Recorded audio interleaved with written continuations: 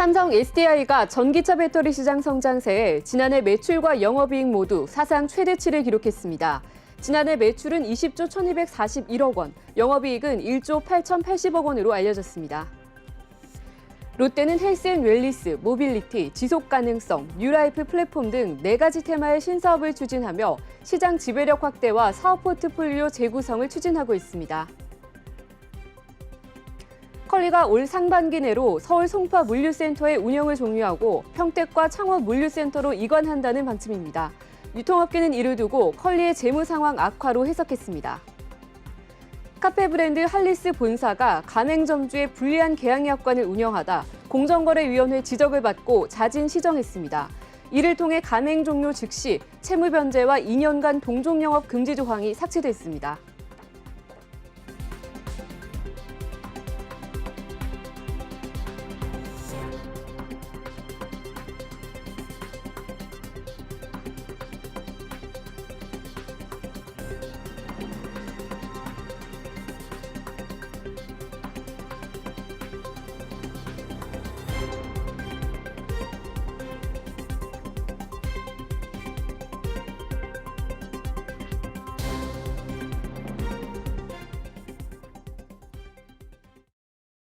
시청자 여러분 안녕하십니까? 1월 30일 NBN 뉴스프라임 1부 시작합니다. 먼저 첫 번째 소식은 취재기자와 함께 다양한 경제 이슈를 짚어보는 프라임 이슈 시간입니다. 이소영 기자와 함께하겠습니다. 네, 이소영 기자 어서 오세요.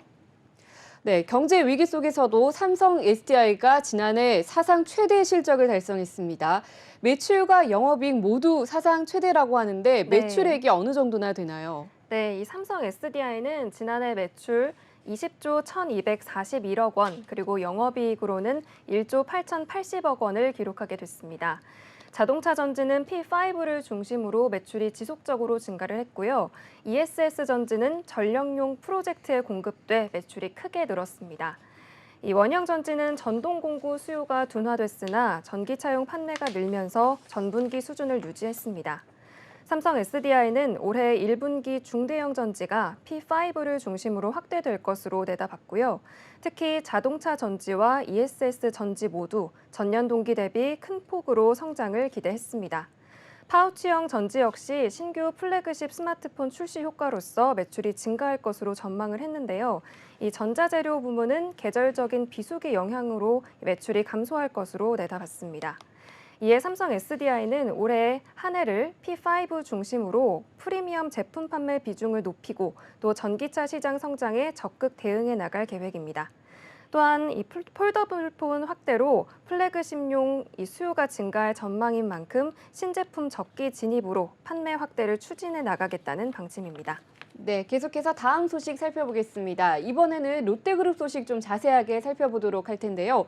2023년 새로운 롯데의 모습이 가시화되고 있습니다. 구체적인 내용을 살펴보면 롯데는 헬스앤웰니스, 그리고 모빌리티와 지속 가능성, 또 뉴라이프 플랫폼 4가지 테마의 신사업을 추진하는 것은 물론 또 인수합병을 통한 시장 지배력 확대와 사업 포트폴리오 재구성을 꾀한다고 하는데요. 좀 자세한 내용 전해주시죠. 네, 이 롯데정보통신은 CES에서 30여 명이 동시 다중 접속이 가능한 초실감형 메타버스를 선보이게 됐습니다. 또한 롯데정보통신 자회사 중앙제어의 전기차 충전 플랫폼인 EV시스를 활용해서 이 국내 전기차 충전소 사업도 확대할 예정입니다. 지난해 4월 출범했던 롯데 헬스케어는 개인 맞춤형 건강관리 플랫폼 캐즐 상용화를 추진을 하게 되고요. 4월에는 오픈 베타에 이어 8월 정식 오픈이 목표가 되고 있습니다. 롯데 바이오로직스는 2030년까지 글로벌 톱10 이 바이오 위탁 개발 생산 기업으로 키워내겠다는 목표 아래 사업 확대 역량을 나서게 됩니다. 모빌리티 분야에서는 전기차 충전 외에도 도심 항공교통이 실증 사업으로 본격화되게 되는데요. 이 도심 항공교통이라고 하는 것은 하늘을 이동 통로로 활용하는 미래의 도시 교통 체계를 뜻하고 있습니다. 네, 한편 이 롯데 신동민 회장이 2023년 상반기 VCM에서 강조한 내용을 보니까요. 네. 올해는 제도약을 위해서 지난 몇 년간 준비했던 그 네. 노력을 증명해야 하는 중요한 시기다라고 강조를 했었는데요. 그만큼 현재 롯데는 2023년 미래 성장 동력을 본격적으로 추진하는 모양새로 판단이 됩니다. 전기차 핵심 소재들도 생산 확대에 나설 예정이라면서요. 네, 그렇습니다. 이 롯데케미칼이 속한 롯데그룹 화학군은 2차 전지 핵심 소재의 밸류체인을 구축 중입니다. 현재 미국과 유럽 등 친환경 전기차 배터리 소재 해외 시장 확대를 통해서 글로벌 배터리 소재 선도 기업으로 선장하겠다라는 계획을 가지고 이 관련 사업을 속도감 있게 추진 중에 있습니다. 2차 전지용 양극박 생산 기업인 롯데알미늄은 글로벌 2차 전지 수요가 급증함에 따라 안정적 공급을 위해 생산 규모를 지속적으로 확대하고 있습니다. 네, 뿐만 아니라 롯데는 동남아 시장을 공략하는 전략도 지속적으로 취하고 있는 것 같은데요. 네. 그중에서도 베트남 하노이시의 떠이혹이라는 신도시 상업지구의 복합 쇼핑몰인 롯데몰 하노이를 올 8월 달에 정식 개장하는 것을 목표로 하고 있죠. 네, 그렇습니다. 이 3,300억 원을 투자해서 짓고 있는 롯데몰 하노이는 이 지하 2층에서 지상 23층, 연면적 약 35만 제곱미터 규모로 추정이 되고 있습니다. 이 쇼핑몰과 영화관, 아쿠아리움, 호텔, 오피스 등을 갖춘 복합 상업시설입니다. 롯데 유통구는 인도네시아 유통업계의 선두주자로 자리매김할 수 있도록 투자를 지속하는 모양새입니다. 롯데마트는 지난달 22일에 인도네시아 땅그랑시 남부 지역에 50번째 점포이자 36번째 도매점인 세르퐁점을 신규 오픈하기도 했었고요. 또 롯데마트는 인도네시아에서 현재 35개의 도매점, 그리고 14개의 소매점을 운영하고 있기도 합니다. 베트남 사업 역시 지난해 15호점인 빈점을 오픈하면서 순항 중에 있습니다. 네, 롯데몰 하노이 오픈 소식 살펴봤고요. 이번에는 롯데몰 대구 수성점 소식입니다. 건축 심의가 미뤄지면서 2025년 착공이 어려울 것이다, 이런 전망이 나오고 있습니다. 아무래도 최근 네. 원자재 가격이 크게 상승한 데다 또 금융권이 대형 건설 사업의 자금 조달을 위한 그 프로젝트 파이낸싱, 이 네. PF에 소극적이다 보니까 이율이 급등하면서 계산을 맞추기가 어려울 거다, 이런 예상이 나오고 있습니다. 네. 자세한 소식 전해주시죠. 네, 대구 수성의료지구에 들어설 예정이었었던 이 롯데몰 수성점의 건축 심의가 미뤄지고 있습니다. 그러면서 2025년 착공이 어려울 것이라는 전망이 나오고 있는데요. 당초 롯데쇼핑은 지난해 12월 말까지 설계 변경안을 확정해서 건축 심의를 받을 계획이었습니다. 이 설계 변경안 내용의 골자는 롯데몰 수성점의 연면적을 40%가량 확대하는 것이었습니다. 롯데몰 수성점은 계획대로 준공이 되었다면 지역사회의 가장 큰 쇼핑몰로 자리매김할 수 있어서 대구 지역민들의 기대가 아주 컸던 곳입니다. 네. 이 롯데 쇼핑몰은 이 롯데몰 수성점 준공을 위해서 2014년 토지를 분양받기도 했었는데요. 이 7년 동안 진척이 없다가 2021년 5월 착공에 들어서면서 이제야 사업의 속도가 붙는다는 평가를 받기도 했습니다. 그러나 롯데쇼핑이 중간에 또 한 번 인허가 변경 절차를 밟으면서 기초공사 너머의 작업엔 나서지 못하고 있는 실정입니다. 이 롯데쇼핑 관계자는 급변하는 유통 트렌드와 또 시장 환경에 맞춰 더 발전된 쇼핑몰 개발을 위한 계획을 수립하고 있다라고 말했습니다. 그러면서 개발 계획이 확정이 된다면 공사 기간, 시장 상황 등을 고려해서 개점 시점을 정할 예정이라고 설명하고 있습니다. 네, 롯데몰 수성점 같은 경우는 무려 9년째 표류 중인 그런 상황이었던 것 같은데요. 그럼에도 네. 불구하고 또 사업 진척을 조금씩 이뤄나가는 복합 쇼핑몰도 있다면서요. 네, 롯데몰 송도점이 대표적입니다. 네. 이 롯데쇼핑은 롯데몰 이 송도점 부지를 2010년에 사두고 2019년 건축 허가를 받았습니다만 이렇다 할 사업 진척을 보여주지는 못했습니다. 하지만 작년 10월 인천경제자유구역청과 경관 심의를 받고 최근엔 교통영향평가 접수를 준비하고 있습니다. 교통영향평가를 한 번에 통과할 수만 있다면 2025년 준공은 가까스로 맞출 수 있습니다. 이 롯데쇼핑 관계자는 2025년 준공을 큰 목표로 두고 인허가 절차를 밟고 있다라고 했고요. 또 건설업계 관계자 측은 올해 유통과 현금 흐름이 예년보다 좋지 않을 것으로 전망되면서 이 쇼핑몰 건립 사업엔 악재가 많을 수밖에 없다라고 이야기하고 있습니다. 네, 다음 소식 살펴보겠습니다. LG U+ 유선 인터넷망에서 29일 간헐적인 접속 장애가 발생했다고 합니다. 이용자들의 불편이 이만저만이 아니었을 것 같습니다. 네, 그렇습니다. 이 통신업계에 따르면 전날 오후 5시 58분부터 약 22분간 일부 LG U+ 이용자들 사이에서 유선 인터넷 및 와이파이 접속이 끊기는 현상이 나타났습니다. 같은 날 오전 2시 56분쯤에도 약 19분간 이어졌었던 문제였는데요. 오후에 또다시 접속이 끊긴 겁니다. LG U+ 측은 접속 장애를 내부 서버에 대한 분산 서비스 거부, 즉 디도스 공격 때문인 것으로 추정을 하고 있습니다. LG U+ 관계자는 디도스 공격으로 추정되는 대용량 데이터가 유입되면서 장애가 발생했다라고 이야기하며 주말에 심려를 끼쳐드려 죄송하다고 이야기했습니다. LG U+는 이런 내용을 과학기술정보통신부와 한국인터넷진흥원에 신고를 했습니다. 보안당국은 설 연휴 사이버 공격 주체로 지목됐던 해커 조직 샤오치잉과는 연관성이 없다라고 밝혔고요. 과기정통부 관계자도 디도스 공격의 내용은 확인해봐야 할 것 같다면서 샤오치잉이라고 지칭되는 이들의 움직임은 없어 보인다라고 말했습니다. 네, 이번에는 물류업계 소식 살펴보도록 하겠습니다. 장보기 새벽 배송 업체 컬리가 서울 강남과 강동 그리고 경기 남부 지역의 샛별 배송 업무를 담당하던 송파 물류센터의 운영을 올해 상반기 중으로 종료한다고 합니다. 유통업계에서는 컬리 이 같은 결정에 대해서 어떤 반응 보이고 있나요? 네, 유통업계 같은 경우에는 이 컬리의 송파 물류 이전을 두고서 재무 상황이 굉장히 어려워지고 있다라는 그런 신호로 판단을 하고 있습니다. 네. 기업 공개를 목표로 화장품 새벽 배송 등 덩치를 키우던 컬리가 상장이 미뤄지면서 비용 절감에 사활을 걸었다는 그런 해석입니다. 컬리는 송파 물류센터의 기능을 김포 물류센터와 올해 상반기 중 문을 열 예정인 경기 평택, 경남 창원 물류센터로 단계적으로 이전할 계획입니다. 컬리 관계자는 송파 물류 클러스터는 컬리 사업 초기에 문을 연 곳이라고 했고요. 그러면서 오랜 기간 운영하다 보니 설비나 시설 개선의 필요성이 있어 그 기능을 가장 최근인 2021년에 연 김포 물류 클러스터로 이전하겠다라고 얘기하면서 이전 이유를 밝히게 됐습니다. 네, 말씀하신 것처럼 이 송파 물류 클러스터가 초반에 문을 열었다 보니 이제는 설비와 시설의 개선이 필요했을 것으로 보인다는 의견이 좀 일리가 있어 보이는데요. 네. 그런데 그보다 이 송파 물류센터 입지가 워낙 좋다 보니까 임대료가 네. 상당할 것으로 추측이 됩니다. 네. 사실 저도 개인적으로 궁금해서 지도를 찾아봤더니 네. 뭐 분당 수서고속도로, 경부고속도로, 용서고속도로 이렇게 고속도로 에 진입하기 굉장히 좋은 위치더라고요. 컬리는 통합 이전이다라고 네. 컬리 측에서는 표현을 했지만 업계에서는 아무래도 이 워낙 입지가 좋다 보니까 네. 비용을 줄이기 위해서가 아닐까라고 분석을 하고 있죠. 네, 그렇습니다.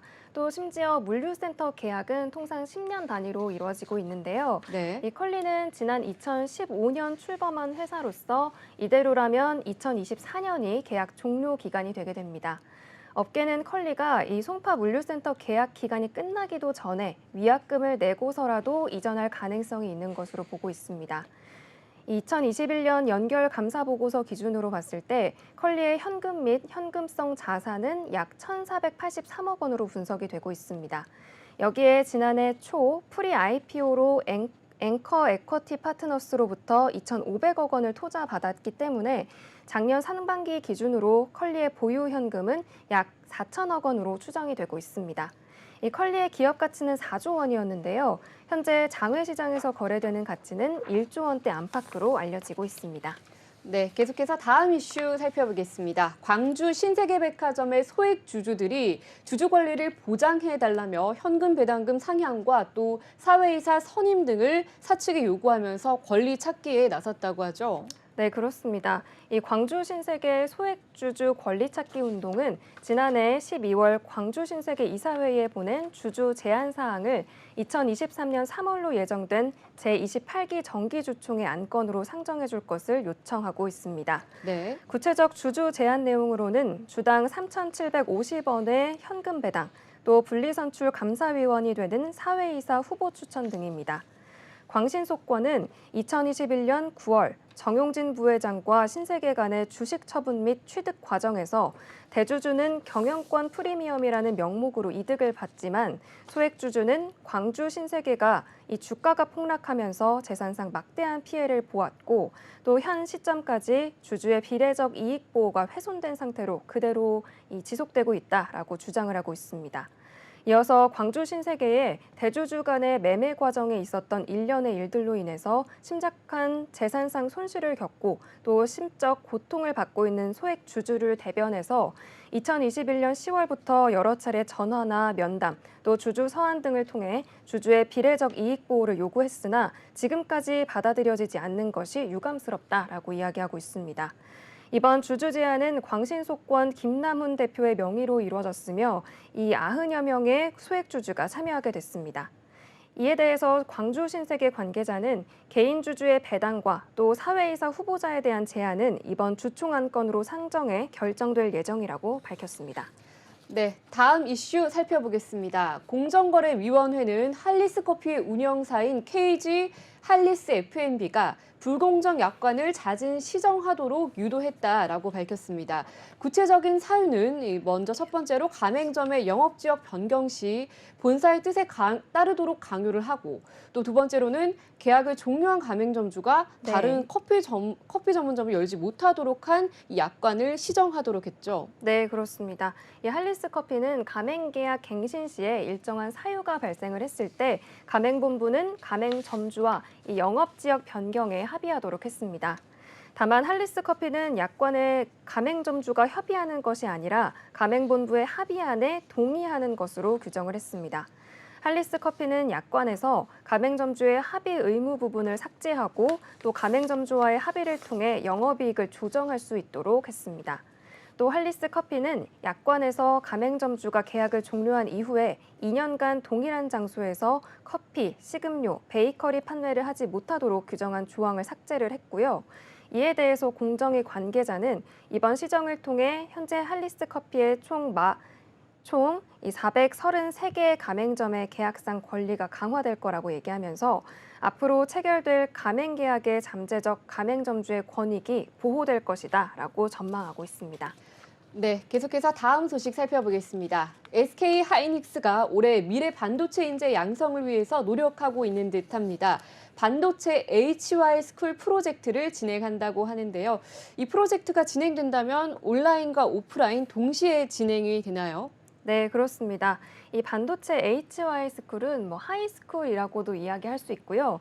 이 고등학생들이 쉽게 접할 수 있는 유튜브 영상 콘텐츠로 제작이 되면서 이 온라인과 또 오프라인으로도 이제 함께 동시에 진행이 되게 됩니다. 캠퍼스 투어 프로그램은 쉽게 방문할 수 없는 반도체 산업 현장을 직접 눈으로 보고 경험할 수 있는 체험 프로그램으로 진행이 되게 되고요. 실제 SK 하이닉스에 재직 중인 선배와 만나서 다양한 이야기를 나눠볼 수 있는 시간 또한 제공이 됩니다.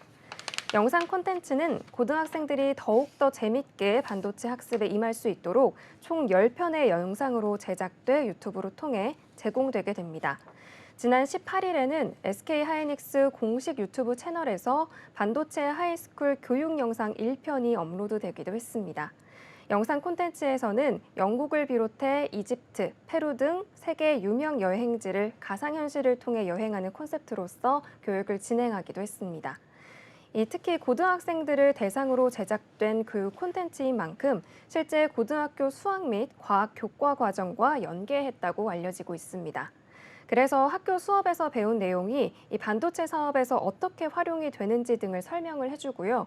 그래서 학생들이 더욱더 재미있게 반도체 학습에 임할 수 있게 됐습니다. 네, 자 계속해서 다음 소식입니다. 카카오 모빌리티가 만나 플래닛, 슈퍼 히어로, 딜리온 그룹, 딜버 등 배송 대행 업체와 이 배송 대행 업무 협약을 각각 체결했다는 소식입니다. 카카오 모빌리티의 이 같은 활동에 대한 취지 뭔가요? 네, 이 카카오티 도보 배송 주문 연계로 인해서 이 상생 모델을 구축을 하게 됐고요. 이 시장 활성화 방안을 모색하겠다라는 취지입니다. 네. 이 카카오티 도보 배송은 편의점, 화장품, 베이커리 등 배송이 수월한 품목을 1.5km 이내 근거리로 배송하는 B2B 기반 서비스입니다. 이번 제휴를 통해서 카카오 모빌리티는 파트너사의 오픈 API를 제공해서 이 카카오티 도보 배송에서 발생한 주문을 연결해주는 공유 플랫폼을 개발하고 운영하게 됩니다. 제휴사는 해당 공유 플랫폼을 통해서 이 자율적으로 수행을 할 수 있게 이 제공된 오더를 만들게 되고요. 이를 통해서 추가 수익 창출이 가능해졌고 자체 화주 영업, 개별 화주사 CS 응대 등 운영 과정에서 발생하는 비용 또한 절감할 수 있게 됐습니다. 배송 기사들의 수입 증대 효과도 기대가 되고 있습니다. 이에 김태현 카카오 모빌리티 에이전트 사업실장은 이번 협약을 기점으로 라스트마일 배송업계와 함께 동반 성장해 나갈 수 있는 생태계를 공고히 구축해 나갈 수 있겠다라고 말했습니다. 네, 계속해서 K뱅크 소식 살펴보겠습니다. K뱅크가 개인 맞춤형 서비스 강화를 위해서 자체 데이터 센터에서 운영하던 빅데이터 시스템을 클라우드로 전환했다고 합니다. 은행권에서 이렇게 빅데이터 네. 시스템을 클라우드로 전환한 것은 K뱅크 사례가 처음인가요? 네, 그렇습니다. 이 K뱅크는 고객이 빠르게 늘면서 이 데이터 처리량이 급증하는 상황에 맞닥뜨리게 됐습니다. 네. 그래서 이 개인형 맞춤형 서비스를 신속하고 원활하게 제공하기 위해서 빅데이터 시스템의 클라우드 전환을 결정했다라고 설명했습니다. 클라우드 방식은 필요한 자원을 원하는 만큼만 네트워크상에서 사용하기 때문에 무제한에 가까운 사용이 가능하게 됩니다. 그래서 비정형 데이터를 대량으로 분석할 때 신속하고 원활한 대응이 가능하면서도 사용한 양만큼만 비용을 부담하면 돼서 효율적인 것으로 알려졌습니다. 이 K뱅크는 클라우드 인프라를 기반으로 개별 고객의 행동 패턴과 요구를 더 정확하게 반영해서 앱 사용자 환경을 제공할 방침이라고 전해졌습니다. 또 신용평가의 신속성을 높이고 개인 맞춤형 신상품도 출시할 계획입니다. 네, 다음 소식 살펴보겠습니다. 롯데는 롯데렌탈의 신임 대표이사로 최진환 전 SK 브로드밴드 대표이사를 내정했다고 오늘 밝혔다고 하죠. 네, 신임 최 대표는 장기 신용은행을 시작으로 해서 AT커니 또 베인앤컴퍼니를 거쳤습니다. 이 현대캐피탈 전략기획본부장과 또 현대라이프 대표, ADT 캡스 대표, SK 브로드밴드 대표 등을 역임한 이력이 있습니다. 롯데렌탈은 최 대표가 금융사업에 대한 전문성을 바탕으로 렌털 사업 본질과 또 사업 구조에 대한 높은 이해도, 사업 환경 변화에 대한 통찰력을 보유했다고 설명을 했습니다. 롯데렌탈은 신임 대표이사가 다양한 산업 경험에 축적된 통찰력과 혁신의지, 그리고 강한 실행력을 기반으로서 급변하는 시장 환경에 대응해 롯데렌탈의 핵심 사업인 경쟁력 강화와 또 신사업 발굴 등 지속적인 성장을 이끌어 나갈 것이라고 기대하고 있습니다. 네, 계속해서 한 가지 소식 더 살펴보겠습니다. 이웅열 코오롱 명예회장이 전경련 회장 후보 추천위원장 겸 중장기 발전안을 구상하는 미래발전위원장으로 선임이 됐다면서요? 그렇습니다. 이 정경련은 30일 이웅열 코오롱 명예회장을 회장 후보 추천위원장 겸 또 미래발전위원장으로 선임했다고 밝혔습니다. 이 내부 조직 혁신을 위해서 이 미래발전위원회를 설치하고 이웅열 회장이 해당 위원장을 경하도록 했다는 게 정경련 측의 입장입니다. 이 허창수 전경련 회장은 오는 2월 정기총회에서 임기를 마칠 예정입니다. 이에 전경련은 이웅열 회장 후보 추천위원장이 전권을 갖고 또 차기 회장 후보 추천 작업을 추진할 예정이라고 밝혔습니다. 또 임기를 한 달여 앞두고 이 허창수 회장이 돌연 사의를 표명하면서 이 재계 일각에서는 전경련의 달라진 위상이 결정적인 요인이 된 것이 아니냐라는 해석이 불거지고 있습니다. 네, 자 오늘도 주요 뉴스를 포함한 다양한 경제 이슈들 잘 들었습니다. 감사합니다. 네.